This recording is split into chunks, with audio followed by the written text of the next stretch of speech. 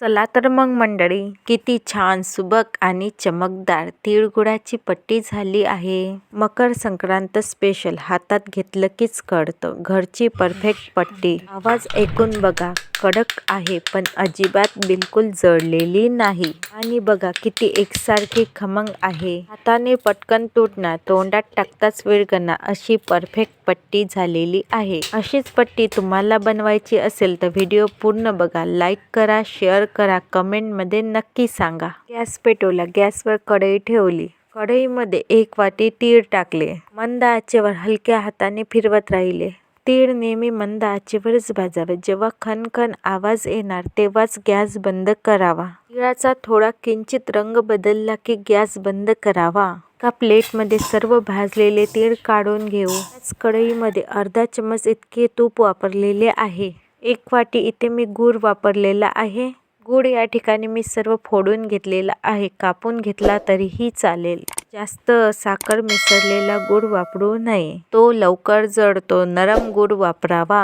मध्यम आचेवर एकसारखा गूळ मिक्स करून घ्यावा. तोपर्यंत मी या ठिकाणी एक जाडसर अशी पॉलिथिन घेतलेली आहे. या पॉलिथिनला चारी बाजूने तूप लावून घ्यावे. पॉलिथिन एकदम जाडसरच असावी, नाहीतर त्याला पट्टी चिपकणार. गूळ वितळताना मध्यम टू लो आच ठेवा. जास्त पॉवर असेल तर गूळ जास्त जळल्या जाणार. हलक्या हाताने एकसारखे फिरवत राहावे. सुरुवातीला सर्व गूळ वितळणार, नंतर पाकावर थोडे बुडबुडे येणार. थोडे थोडे अधूनमधून फिरवत राहावे, जेणेकरून गुळाच्या पाकामध्ये जास्त हवा जाणार नाही. नेहमी गुळामध्ये थोडे जरी तूप टाकण्याची गरज असते. तूप टाकल्यामुळे पट्टी चमकदार व खुसखुशीत होते. एकसारखे फिरवत राहावे, जेणेकरून गुळाचा पाक कोठेही जळणार नाही. गूळ वितळताना गूळ जेव्हा लालसर होणार, त्यावर खूप सारे बुडबुडे येणार, तेव्हाच गुळाला पाण्यात टाकून चेक करायचे. मी या ठिकाणी 1 वाटी इतके पाणी घेतलेले आहे. पाण्यामध्ये थोडा चमच्याच्या साहाय्याने गूळ टाकलेला आहे. पाण्यात टाकलेला गुळाचा पाक एकदम घट्ट झाला आणि टन आवाज आला तर समजायचं गूळ एकदम परफेक्ट झालेला आहे. तुम्ही बघू शकता मंडळी, आवाज ऐकून अशा पद्धतीने पाक तयार केला तर पट्टी कधीही चुकणार नाही. कोणीही म्हणणार, वाह क्या बात है, जबरदस्त पट्टी होणार. या ठिकाणी सर्व भाजलेले तीळ कढईमध्ये टाकून देऊ. एकदा पाक तयार झाला तर तीळ लवकरच कढईमध्ये टाकावे लागणार आहे, नाहीतर पाक खूप कडक होणार. गरम गरम असताना सर्व मिश्रण एकजीव करून घ्यावे.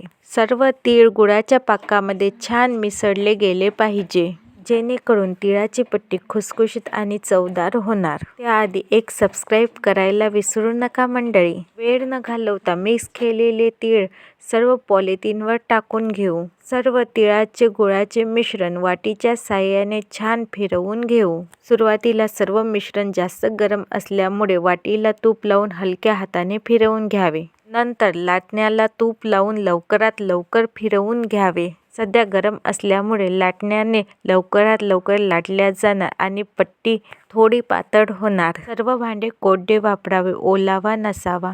ओलावा जर असल्यास पट्टी विरघळणार व चिकट होणार, त्यामुळे शक्यतो लक्ष ठेवावे. गरम असतानाच कापून घ्यावी. सुरीला हलकसं तूप लावून घ्यावं, जेणेकरून सुरीला चिपकणार नाही. थंड झाल्यावर कापाचा जर प्रयत्न केला तर पट्टी तुटते, त्यामुळे गरम असतानाच कापावी. सुरीच्या साहाय्याने हलक्या हाताने लवकरात लवकर कापून घ्यावे आणि छान चौकोनी काप पाडून घ्यावे. अशीच खमंग खुसखुशीत तोंडात टाकताच विरघळणारी पट्टी या मकर संक्रांतीला नक्की बनवा. सबस्क्राईब करायला कंजूसी करू नका मंडळी. चॅनलवर नवीन असाल तर बेल आयकॉनला प्रेस करा, त्यामुळे नवनवीन अपडेट पहिले तुमच्याकडे येणार. या ठिकाणी सर्व पट्टी थंडी झालेली आहे, उचलली तर पटकनच निघणार. या ठिकाणी आपल्याला एकसारखी पट्टी तोडायची आहे. आपण या ठिकाणी चाकूचे निशाण पाडून ठेवलेले आहे, त्या ठिकाणी हलक्या हाताने प्रेस केले तर पट्टी सहज तुटणार. Please like, share, subscribe. दातांना चिकटत नाही आणि खूप हलकी आहे. ही तिळाची पट्टी घरची खास बनवलेली, दुकानातली नाही. प्लेटमध्ये ठेवल्यावर ही पट्टी खूप आकर्षक दिसते. सगळे घरचे मंडळी बघतात आणि म्हणतात, वा किती छान ही पट्टी. मकर संक्रांतीला खास घरच्या लक्ष्मीने बनवलेली खास पट्टी एकदा नक्की बनवा. हॅपी मकर संक्रांत. तिळगुळ घ्या, गोड गोड बोला. पुन्हा भेटू अशाच रेसिपी सोबत.